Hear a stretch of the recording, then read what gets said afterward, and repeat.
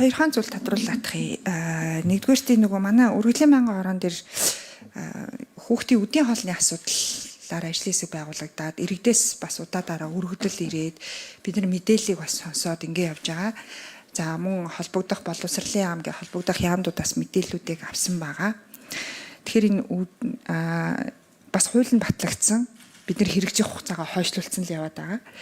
Тэгэхээр яг энэ үдийн хоол буюу ахлах дунд ангийнхныг үдийн хоолоор хангах энэ урсгал зардал нэмэгдэн гэсэн үг шүү дээ тий. Тэгэхээр энэ орон зайг та бүхэн юу гэж харж байна вэ? Энийг үе шаттай нэмэх ийм одоо зүйлийг бол манай байнгын хороо ярьж тогтоолын төслөөр бол оруулна гэсэн ийм юутай байгаа.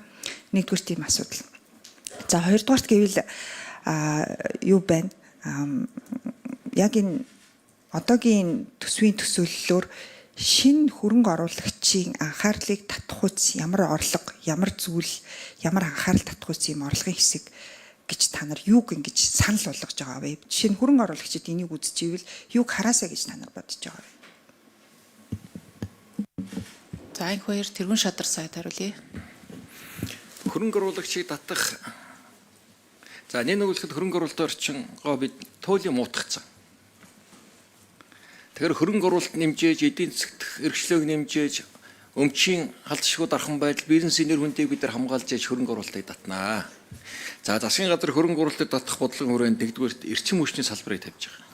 Эрчим хүчний салбарыг тэр хувийн хвшлийн түншлэлүүд хэрэгжүүлэхээр нээж өгч байгаа. Сэргээгдэх эрчим хүчний болон нөөц цахилгаан дулааны станцуудыг бүгдийг хувийн хвшлийн хөрөнгө оруулалтын дээр тулгуурлаж хийж байгаа, хөрөнгө оруулалт орж ирж байгаа, бүтээн байгуулалтанд явж байгаа.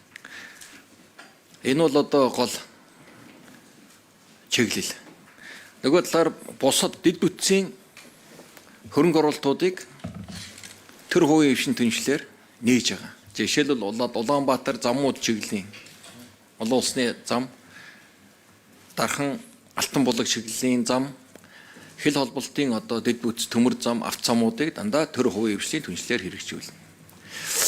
Үнэхээр хөрөнгө оруулалтын бодит байдал манай урсгал зардлын өндөр нэмэгдэлтэй холбоотойгоор зөвхөн 27 гэхэд бид нар хамгийн багаар утгад 4 их найдын нэмэлт зардал огцом үүсэж байгаа. Төсвийн орлого бол дутаагүй. Орлого бол нодлонгийн мөнийтэйгээ адилхан дааш 14% нэмэлттэй, экспорт бүр нэмэгдсэн 60% экспортын илүү орлоготой, 2.2 тэрбум долларын илүү орлоготой байгаа орлогоудаа бид нар бол сайн цуглуулад орлого бол тасралтгүй нэг хамгийн бага 10% нэмэгдэлтэй яваад байдаг. Бид нар урсгал зардлаа огцом нэмчихсэн. Урсгал зардал буюу цалин тэтгэвэр дээр нэлээд өндөр ачаал авчгаад тэр хэмжээнд одоо хөрөнгө оруулалтаа хасгаас аргагүй байдал орж ирж байгаа. Тийм болохоор дагсан хуулийг оруулсан. Дагсан хуулийн дээр нөөтийн тухай хуулийг ингээд ярихад 1.8 их найдын төсвийн орлого дутахаар юм тооцоо харагдаад байгаа. Тэгэх юм бол хийх болцоотой 2.2 их найдаас 1.8-ыг бид нар урсгал зардал цалин тэтгэвэрлүүгээ биш нөөтийнхөө буцаа олголтонд өгчих юм бол нөгөө цалин тэтгэвэр нэмэх орон зай чинь нөгөө хөрөнгө оруулалт хийх орон зай чинь жоохон багасаад хязгаарлалтанд ороод хүрэлцгээ болоод эхэлж байгаа. Тэгэхээр эдийн засгийн төлөв байдал бол ордог орлого олоод татвар хураагдаал ер нь өөдрөгдөө яваад байдаг. Урсгал зардлын огцон нэмэгдэлт бол арай огтомцсон. Одоо дээрээс нь тэтгэврийн асуудлууд байна. Тэтгэврийн инфляцийн холбоотойгоор төрийн инфляци холбоотойгоор 8-10% дээр нэмэлтүүд орно.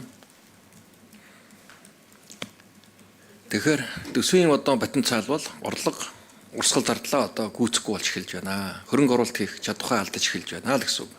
Тэгэхээр бид нар эдийн засгаа одоо томруулах, шинэ эдийн засаг мөнгөний урсгал оруулж ирэх. Энэ бол ерөөсөө хувийн хвшил, төр хувийн түншлэл гадаад Ерөнхий боловсролын сургуулийн үдийн хоолын хүртээмжийг сайжруулах асуудал дээр урсгал зардал гэсэн. За энэ дээр сангийн ам, эндрийн микрофон. За сангийн ам Санжидорч гишүүний асуултанд хариулъя.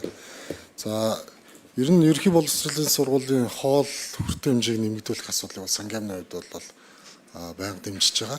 Тэгэхдээ гол асуудал нь хэрэгжүүлэх арга барил маань бол одоо бид нарын нэг энэ төсвийн бодлоготой маань болохгүй байна гэдэг зүйлийг хэлээд байгаа.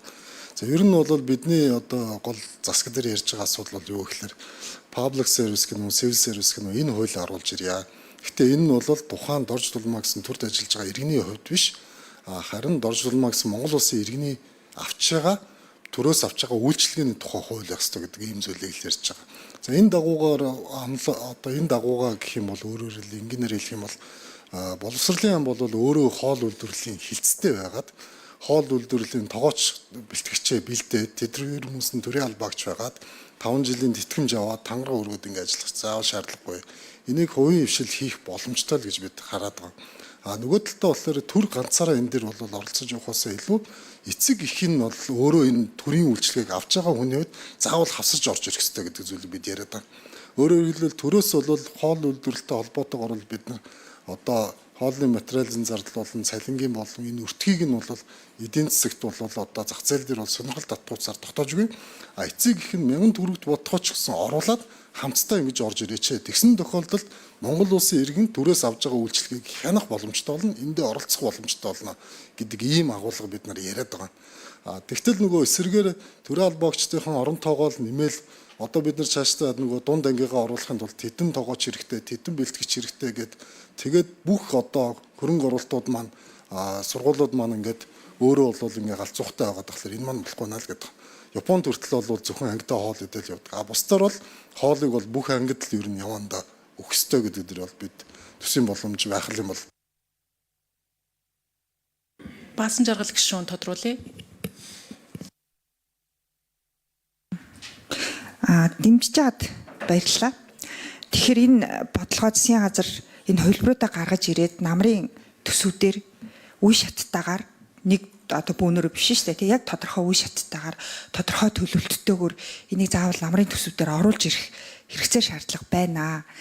Тэгэхгүй бол одоо бид нар дараагийн үеийн залуучууд яг ахлах дунд ангийнхныхаа шим тэжээлийн байдал, бие биедрийн хөгжүүлгээд маш олон ирээдүйд залуучуудын маш олон эрүүл мэндийн аюул олон асуудалтай бид нар нүүр тулах болчиход байна. Тэгэхээр энээсээ бид нар энэ эрсдлийг хамгийн бага байлгах, хамгийн зохистой түвшинд барьж чадах, төрийн хийж чадах энэ ажлуудаа хиймээрэн. Тэгэхээр дараагийн намрын чуулган дээр бол энийг бол заавал барьж орж ирээсэй гэж бодож байна. Дээрэс нь орон нутгийн жижиг дунд бизнес эрхлэгчдийг энэ хангамжийн сүлжээндээ оруулах ийм бодлогыг бас давхар барьмаар байна. Тэгэхгүй өчигдөр хөдөө аж ахуйн яамныхан ирээд энд орон нутгийн өмчөд үйлдвэрийн газар байгуулъя гэж яриа сууж байгаа хгүй. Тэгэхээр тийм бодлого юусоо баймааргүй. Яах гэж бид нар энэ олон зээл хөнгөлөлт, цагаан алт малт гэдэг зөндөө олон хөнгөлөлтөй зээлүүл олгоод байгаа шүү. Тэгэхээр энэ аж ахуйн нэгжүүдэд энэ орон нутаг дахь зах зээлийг тэлж өгөөд яг энэ модель намар гэхэд боловсруулад энийг заавал энэ жилийн төсөвдөр тодорхой хэмжээгээр үе шаттайгаар оруулж ирмээр байна гэсэн ийм санал дээр бол манай үргэлжлэн мянган хороо нэлээд хатуу байр суурьтай. Тэгээд бас холбогдох тогтоол шийдвэрүүдийг бас гаргаж ажиллая шүү гэдгийг хэлэх гэсэн. За, үг хэллээ. Жанчийн гал утрах гişүү асуулт асууя.